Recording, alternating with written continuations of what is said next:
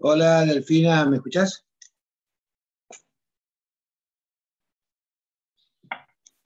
Hola, buenas tardes. ¿Cómo te va, querida? ¿Cómo andás? Bien. Bueno, Bien. bueno, vamos a ver si entra aquí más. Eh, no sé, no sé por qué tengo la sensación que no hay muchos. Porque Sí, son pocos inscritos. Creo que en eran el, 6. claro, yo tenía 7 en la lista, pero después en el parcial se presentaron 4, de los cuales a una chica le fue mal. Y ayer en el recuperatorio me dijeron que se presentaron 2, que uno le fue bien y otro le fue mal. Así que no sé. Quizás alguno se fue directamente al recuperatorio, pero como no estuve, no sé. Bueno, Ah, bien. bueno, ya te voy a esperar que está especial. Hoy es 13, ¿no? 13, sí. Vamos a ver.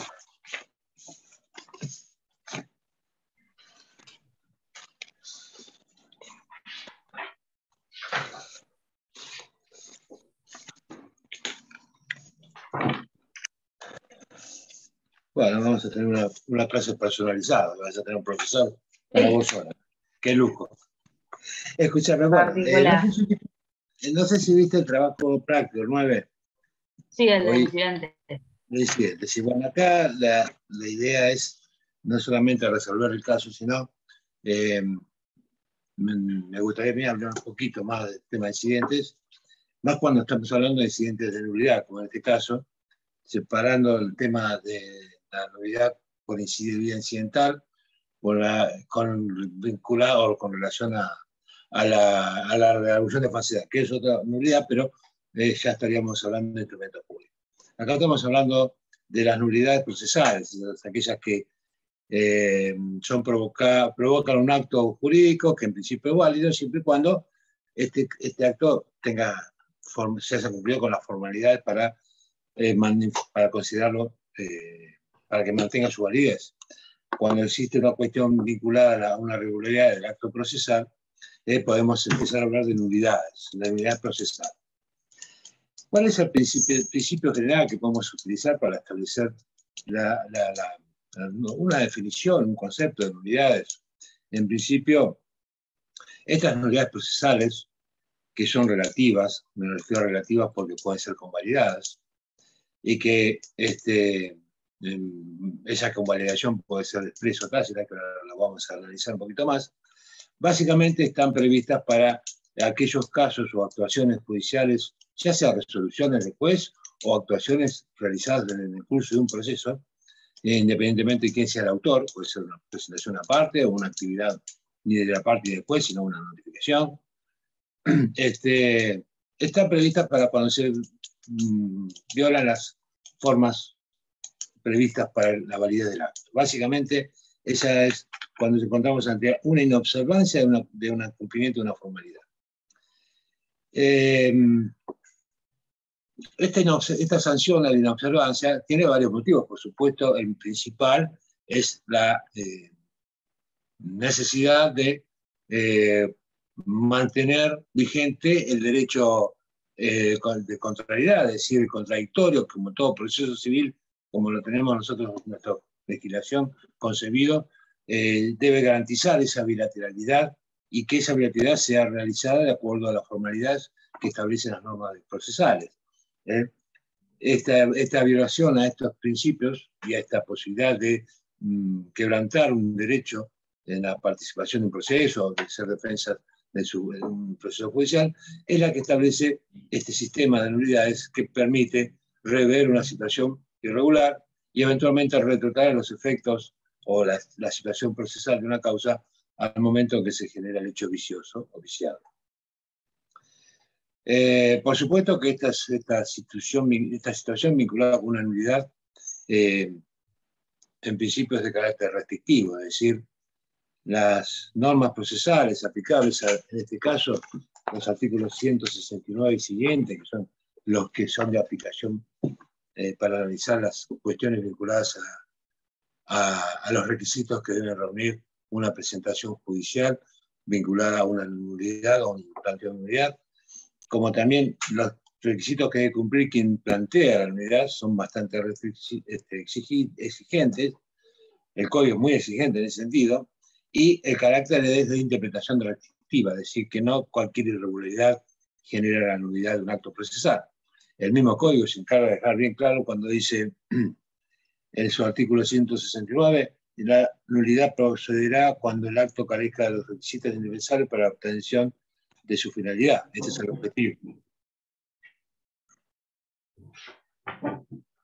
El tercer párrafo del 169 establece la aplicación del criterio restrictivo cuando establece que no se podrá declarar nulidad, aún en los casos mencionados en los párrafos presentes, si el acto, no obstante su irregularidad, haya logrado la finalidad a la que estaba destinado. Es decir, como ves, esta situación está presente en su primera norma que establece que no hay nulidad sin ley, por eso es posible plantear nulidad cuando la ley establezca la sanción y está contenida en la norma invocada. Y cuando el acto aún irregular y haya cumplido su objetivo, no es nulo, eso habla de la restricción que deben tomar el criterio restrictivo que deben utilizar los jueces para establecer sobre la nulidad o no, o resolver sobre la nulidad o no de un acto. El caso más concreto es se notifica una demanda, como en el caso del práctico, en un domicilio distinto, pero suponete que, no obstante, la diferencia en el número de la casa del destinatario de la cédula, este recibe la cédula. Porque casualmente estaba en el momento que llegó el oficial notificador en el domicilio del vecino. Entonces pregunta por Juan Pérez, soy yo. Bueno, mire, estoy vengo al tribunal y le dejo una cédula de notificación de demanda. Se la doy, la entrega, firma, recibe, deja constancia al oficial y se la entrega. ¿Hay una irregularidad? Sí, fue un domicilio distinto al que tenía que haber ido porque no vivía ahí. Pero la persona estaba y se notificó. Entonces, si bien existió una irregularidad, el objetivo del acto procesal se cumplió, por eso no es nulo, por más que haya existido una irregularidad. Este es el criterio que se va a aplicar siempre en todas las cuestiones de nulidades, porque también queda otro principio, que es el de favorecer o mantener los actos procesales. Es decir, los jueces también aplicando este criterio están con la situación, con una posición de mantener el acto vivo o vigente, salvo que esa irregularidad sea insalvable y no haya posibilidades de mantenerlo y de decretar la nulidad. Estas son las cuestiones dadas a la restricción o el criterio restrictivo que debe operar en todo planteamiento. También surgen algunas máximas que se aplican siempre. No existe la nulidad por la nulidad misma o en el solo interés de la ley. Es decir, estos principios generales que se aplican en todas las decisiones vinculadas a las nulidades surgen como consecuencia de este principio en cuanto a la estrictez de su consideración o de su recepción mediante una decisión judicial. No hay nulidad por la nulidad misma, ¿qué quiere decir? Que si no provoca ningún perjuicio, la nulidad no debe ser declarada. Se debe mantener el acto porque no genera ningún perjuicio a nadie. Entonces, por el solo interés de la ley, que es otro de los párrafos que van a aparecer cada vez que ustedes leen una resolución que resuelve una nulidad, también la ley establece la posibilidad de declarar nulo un acto, pero por el solo interés que la ley lo diga, no es necesario que deba existir una decisión declarando una nulidad, porque si no afecta a ningún derecho, no tiene sentido su declaración. Estos son principios que van a estar presentes siempre cuando hablamos de nulidad. Y todo lo de la legalidad del planteo, es decir, no, si la ley establece nulidad, no solamente por eso debe ser declarada, sino que tiene que existir otro principio que es el perjuicio o el interés.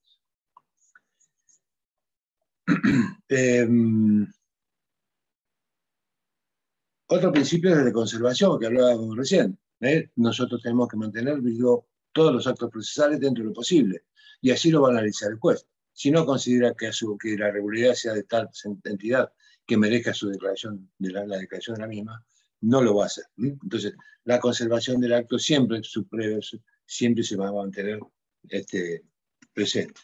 Y el de convalidación, este aparece presente, claro, en el 170, que establece: la nulidad no podrá ser declarada cuando el acto haya sido consentido, aunque fuere tácitamente por la parte interesada en su declaración.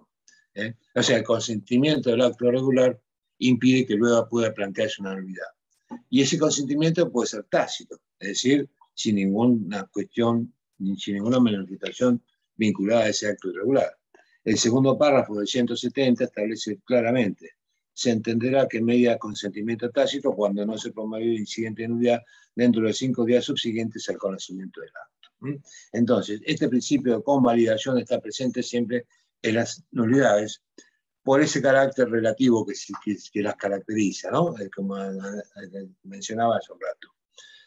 Esta relatividad vinculada a la falta de promoción del incidente dentro del plazo que establece el código hace que este acto regular se convalide. Expresamente cuando se consiente directamente esa regularidad mediante un consentimiento expreso manifestado así en el expediente. Y el tácito es cuando se dejan pasar los 5 días que tiene aquel que se ve afectado por un acto irregular en plantear el incidente. Ahí aparece. Ahora, esa relatividad cede cuando el acto, por supuesto, es grave, y aún está la posibilidad de que el juez lo pueda declarar de oficio. Esto es mucho más restrictivo que la nulidad propiamente dicha, que analizábamos recién. El juez de oficio es muy difícil que declare un nulo un acto procesal, salvo que sea una grosería, alguna decisión, alguna situación que surge plenamente que existió un error grande o una irregularidad de tal magnitud que merezca la declaración de oficio.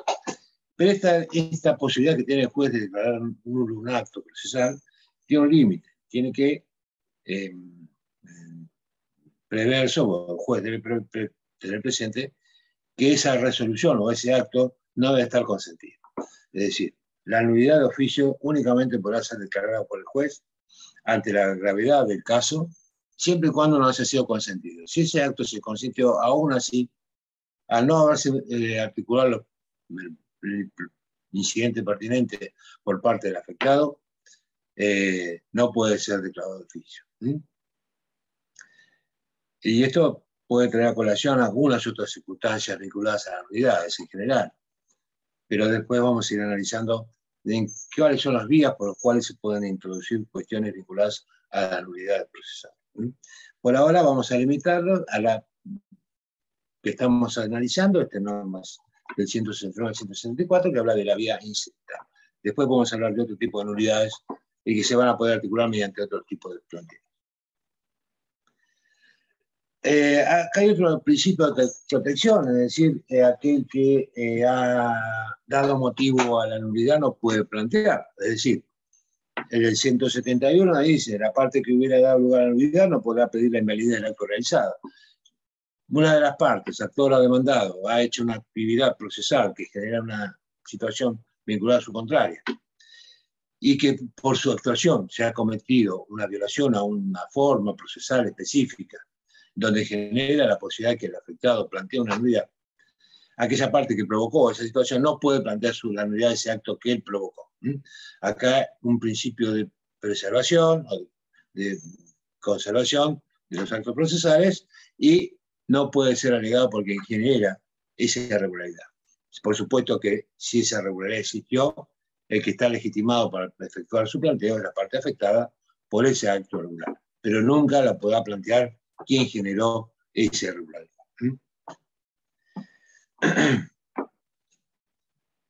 Cuando hablamos de nulidad y dentro de los requisitos que se establecen como admisibilidad, estábamos hablando de la cuestión vinculada al interés y al perjuicio.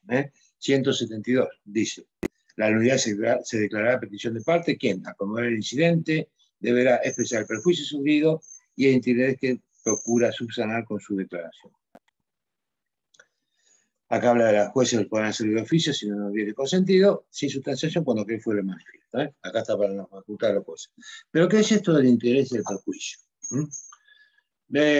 Hace un ratito veíamos que las unidades deben tener, por supuesto, un nacimiento legal, es decir, está previsto por la ley la sanción ante el incumplimiento o la infracción de una forma establecida legalmente. También que alega la nulidad deberá tener un motivo, una razón suficiente para plantear un acto procesal, por lo que analizamos hace un ratito. Es decir, el acto irregular, si cumple su objetivo, no puede ser declarado nulo. Entonces, aunando un poquito todos estos conceptos, vemos que quien plantea una nulidad debe alegar y probar, no solamente alegar y probar, el interés que procura subsanar con su declaración y el perjuicio que sufre como consecuencia de ese acto viciado. Entonces, acá el interés y perjuicio, si bien están un poco de la mano, porque básicamente quien plantea una nulidad deberá manifestar su interés. Primero, el interés en que esa nulidad prospere y decir por qué debe prosperar. Acá aparecerán argumentos vinculados a la imposibilidad de establecer su derecho de defensa, por ejemplo, como en el caso del práctico, no pudo contestar una demanda. La imposibilidad de ejercer quizás en otra situación procesal, algunas cuestiones vinculadas a ejercer a ofrecer pruebas, y alguna otra cuestión vinculada a ejercer un derecho que no lo pudo hacer porque el acto que le permitiría hacer ejercicio de ese derecho no fue o notificado debidamente o como la ley procesal lo establece, y que genera la imposibilidad de ejercer ese derecho. Lo que es importante en este caso del interés y el perjuicio es que no alcanza a manifestarse, no alcanza con el solo hecho de decir el acto es nulo porque me había imposibilitado de poner defensas o efectuar algún tipo de planteo. Debe aparecer mencionado en forma concreta cuáles son las defensas o los planteos que se han visto imposibilitados de efectuar la parte que plantea la nulidad. El interés en su declaración aparece manifiesto cuando se le plantea al juez que examine y analice los fundamentos dados por el nulizante para establecer o mostrar al juez que se interese en el caso y lo analice y lo decida. Ese interés es el que nosotros debemos provocar en el juez para que vea que el planteo es serio, que tiene fundamentos y que seguramente analizada la prueba que oportunamente se producirá y que deberá ofrecer el nulizante, convencerá al juez que ese acto es irregular y deberá declararlo nulo para sanear esa cuestión que determina la imposibilidad de ejercer esos derechos o esas defensas que el nulizante ha alegado que se le ha imposibilitado de ejercer. Este requisito de interés y perjuicio debe estar siempre presente en el planteo de nulidad y debe estar siempre alegado concretamente cuáles son esos perjuicios. Y por supuesto que cuando analizaremos la prueba, vamos a ver que deberá efectuarse o forzarse los medios de prueba idóneos para acreditar ese interés o ese perjuicio que alego en mi fundamento. Cuando yo digo que se me notificó mal, tengo que decir por qué está mal notificado y debo ofrecer prueba para evitar dónde debe haber sido notificado ese traslado de demanda. Entonces, no alcanza con decir que yo no vivo en ese domicilio, sino que tengo que probar dónde realmente vivo.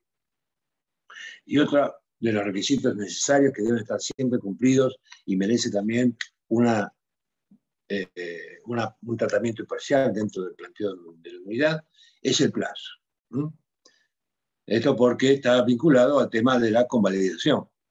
Si no se plantea dentro de los 5 días tomado conocimiento del vicio, el acto viciado, como dice la última parte del 170, acá aparece la convalidación o el consentimiento tácito del acto irregular.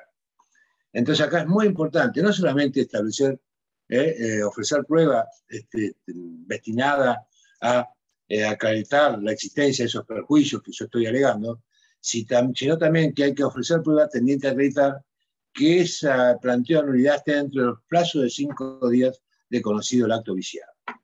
Entonces, acá parece necesario trabajar la prueba en ese sentido, casi tan importante como probar los perjuicios, porque si el juez no tiene por acreditado que el planteo dentro del plazo legal, no va a analizar si existió o no perjuicio. Entonces, lo primero que tenemos que tratar es establecer la legalidad o la temporalidad del planteo. Tengo que probar que con tomé planteo la nulidad dentro de los 5 días de haber tomado conocimiento del acto. Este es el primer punto importante a desarrollar, no solamente en mi argumento, en argumentos que yo voy a volcar en mi planteo, sino también ofrecer pruebas tendientes a acreditar esas circunstancias. Y a veces eso a veces es más difícil probar eso que probar el perjuicio. Porque el perjuicio yo, en el caso del planteo, lo que tengo que probar porque no puedo contestar la demanda. Alegar eso como perjuicio ya es suficiente. No tengo la obligación de contestar demanda, sí decir cuál es el perjuicio, que fue la imposibilidad de contestar la demanda, imposibilidad de poner excepciones, sí, me fue. Si puedo ponerlas. Entonces, como ven, ¿estás ahí? Hola. Delfina, ¿estás ahí?